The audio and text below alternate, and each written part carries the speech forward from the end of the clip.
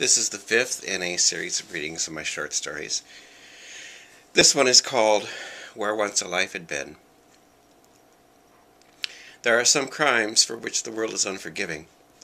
Losing sight of a child, even for a moment, if the moment is long enough for the child to drown, or be hit by a car, or be snatched like some truly precious jewel, is at the very top of the list of sins without pardon. And while the world feigns sympathy, forms search parties, and mimics your grief, for they too have children they watch more closely now, they also suspect. They think, and perhaps they whisper among themselves in twos and threes, that a woman who loses her son in a crowded park on a sunny day because she was reading, for God's sake, must be guilty. Of what they're not sure. The law has nothing to say about it. There's nothing to charge her with. Being distracted is not a crime, but the court of public opinion stays in session. Each neighbor is a jury and a judge, presenting the case against her, and while she cannot be prosecuted, she can be exiled.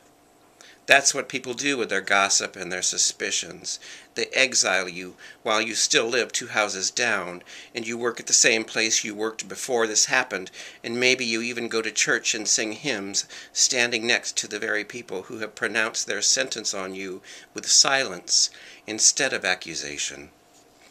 Her judgment was surprisingly swift. Some people, she later realized, made it instantly. The mothers, who, upon hearing her call out Sean's name, made sure first that their children were still there, as if a shark had been seen in the pool, all of them hurrying to grasp the hands of their little ones, though they had not seen the harm, nor had it been identified. Just that sound of a woman calling her son, "Sean, Sean," the tone of her voice confirming their fear. And then, once they were certain little Heather and little Bobby were safe, only then could they offer Corinne some attention.